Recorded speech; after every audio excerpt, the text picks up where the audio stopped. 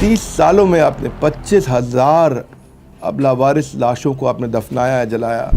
ये अकेले आपने कैसे किया? हमारे देश में अपने रिश्तेदारों के लिए लोग रात कोट के नहीं जाते, आप लावारिस लाश के लिए भी रात कोट के निकल पड़ते हैं आधी रात में। बहुत बुरा लगता है, वो लोग आपको खाने से उठा देते थे। मैं चाहता हूं मैं इतना इमोशनल नहीं हुआ कभी। आपको पता कैसे लगता था कि ये लाश हिंदू की है कि मुसलमान की है?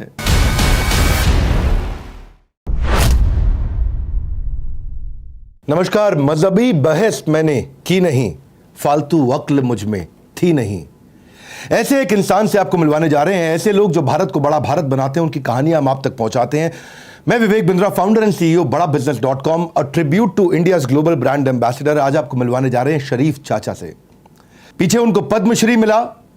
क्यों मिला उन्हें पद्मश्री? 25,000 से ज्यादा लावारिस लाशों का अंतिम संस्कार उन्होंने किया। जिसका कोई नहीं, उसके शरीफ चाचा है। ऐसा फैजाबाद यानी अयोध्या में कहा जाता है। ये कहानी आपको रुलाएगी, जिंदगी का नया पाठ पढ़ाएगी। ना हिंदू ना मुसलमान, पहले हम सब हैं एक इंसान। बिना धार्मिक भेदभाव के ये हर उस लावारिस लाश का या तो उनकी चिता जलाते हैं अगर वो हिंदू है, तो या उनको दफनाते हैं अगर वो मुसलमान है। आज चाचा शरीफ बीमार हैं, हम उनसे मिलना चाहते हैं। उनको बड़ा भारत शो में इन्वाइट किया है। शरीफ चाचा की कहानी आपको हैरान करेगी। अपनी हालातों से मिला है। इन्हें जिंदगी जीने का मकसद, मौत से मिलते हैं रोज और करते हैं उनसे शान से रुखसत। ये रोज मौत से मिलते हैं। कैसे? एक मुर्दा लाश को देख के लोग वहां से मुड़ जाते हैं, चले जाते हैं। लावारिस लाशों के वारिस, लावारिस लाशों के वारिस। हाँ, पद्मश्री 83 साल के चाचा मोहम्मद शरीफ। मैं चाचा मोहम्मद शरीफ से नहीं पूछूंगा कि उन्होंने ये मुहिम को शुरू क्यों किया, क्योंकि मैं ये जानता हूं कि उनको मुश्किल पल, देखिए कहते हैं कि जब माँ बाप का साया आपके पास न रहे तो बहुत तकलीफ होती है ना। ज़रा सोचिए उस बाप की क्या हालत होगी जिसके सामने उसके बच्चे की मौत की खबर आ जाए और लाश भी ना मिले। वो दिन इनके जीवन में ऐसा दिन आया था जब इन्होंने सोचा कि अब मैं किसी भी लावारिस लाश को नदी में बहने नहीं दूंगा, उसको ठीक तरह से, उसको निर्णायक रूप से अंतिम संस्कार करके दूंगा। आज शरीफ चाचा, हम आपसे बात करना चाहते हैं, इतनी हिम्मत कहाँ से आई आप में? 28 साल पहले हमारा एक बेटा मोहम्मद रईस का सुल्तानपुर गया था किसी काम से, और वो काम करता था। करने के बाद शाम को लौट आता था, और वो कर्म दवा का काम एजेंसी करता था। उस दिन नहीं लौटा एक दिन, तो मैंने कहा नहीं आया होगा। फिर 2 दिन तक नहीं आया तो मैंने ढूंढनी शुरू किया। ढूंढने के बाद फिर मैंने देखा साइकिल स्टेशन पे खड़ी है, उसकी कुछ नहीं ना, तो मैंने पता किया। धीरे धीरे एक डिस्ट्रिक्ट टेलर शंभू मार्केट की बूशर्ट पहने था। एक महीने के बाद मैं पागल हो गया। तो एक महीने के बाद सुल्तानपुर का पुलिस वाला वहाँ शंभू मार्केट बूशर्ट लेके आया। उस पर लिखा था शंभू मार्केट डिस्ट्रिक्ट टेलर। तो उसको पता चला किसी ने मार के फेंक दिया। जब से मैं पागल हो गया, और पागल होने के बाद जब से मैंने फैजाबाद में सोच लिया है कि कोई लावारिस नहीं फेंका जाएगा, तब से हमने कई हज़ार लाशों को अंतिम संस्कार किया है। और जब तक जिंदा है, जब तक हम करते रहेंगे, इस लाश को फेंका न जाए। 30 सालों में आपने 25,000 अब लावारिस लाशों को आपने दफनाया, जलाया। आपको ये अकेले आपने कैसे किया? क्या आपको समाज से कुछ सपोर्ट मिला या नहीं मिला? समाज से कोई नहीं सपोर्ट मिला बेटा। पहले तो लोग मुझको चिढ़ाते थे। पहले साइकिल में कैरियर पे बांध के, बड़ी कैरियर पे पीछे बांध के ले जाते थे। पागल कहते थे, कोई कुछ कहता था। फिर 4 पहिए का ठेला दिला दिया किसी ने, तो वो ठेले पे बड़ा आराम से ले जाते थे। और मुसलमान की मट्टी तो ताड़ के तकिया या फैजाबाद नज़दीक पड़ता था। हिंदू भाई की मट्टी वहाँ घाट ले जाना पड़ता था, तो वहाँ ले जाके दरिया में छोड़ देते थे। अब घाट भी अलग बन गया हमारा, और जलाने के लिए हिसाब भी अलग लग गया। अब बहुत अच्छा इंतज़ाम हो गया। लोगों को देखते से मालूम हुआ कि ये काम करते हैं और करेंगे। मैंने सुना चाचा आपसे पहले बहुत से लोग मिलना पसंद नहीं करते थे, जल्लाद बोलते थे। और ये सब खाने पर से उठा देते थे। कहीं कहीं जाए शादी वादी ब्याह में, तो खाने पर से चुप्पे से उठा दे कि आओ उठ जाइए, लोग इतराज कर रहे हैं। बहुत कठिन समय आपने देखा, फिर भी आप लगे रहे। इतनी हिम्मत कहाँ से लाए आप? हम लगे थे साहब। हमने नहीं कुछ नहीं, हम अपने काम में रहे कि ये खून एक है, ऐसे ही मेरा बच्चा भी फेंका गया होगा, ऐसे हमारा लाल भी फेंका गया होगा। तो इसी तरह से हम इसको रखेंगे, उसे गले लगा के ले गए और उसे जिस धर्म कहा उस धर्म से किया। बहुत बुरा लगता होगा, लोग आपको खाने से उठा देते थे, नाक बंद कर अरे लेते पूरा थे साहब अपनी। ऐसी सड़ी सड़ी लाशें मिली, 4-4 5-5 रोज की पानी बचे, घाट बचे या कहीं पड़ी हुई कि आप पास नहीं जा सकते थे, मगर हम मुंह में कपड़ा बांध के उसको कंधे पर लाद के किसी तरह से लाते थे।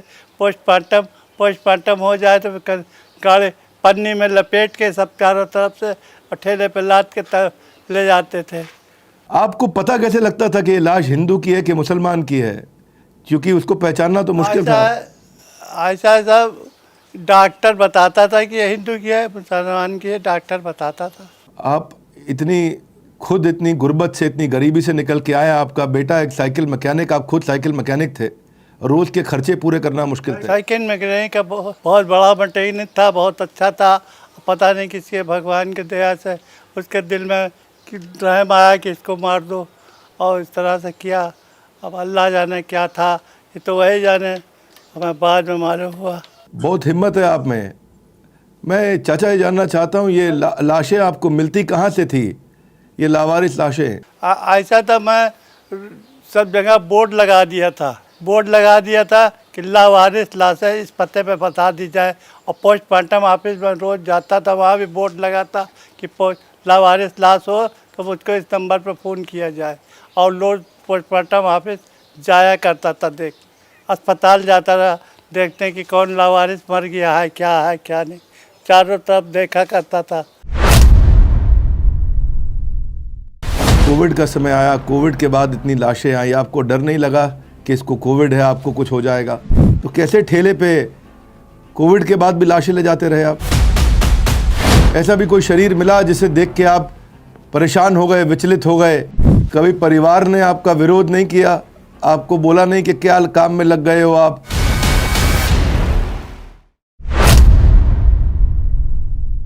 क्षमा चाहता हूँ, मैं इतना इमोशनल नहीं हुआ कभी, पर मैं ये पूछना चाहता हूँ, बीच में कोविड का समय आया, कोविड के बाद इतनी लाशें आई, आपको डर नहीं लगा कि इसको कोविड है, आपको कुछ हो जाएगा, आपको संक्रमण ना हो जाए?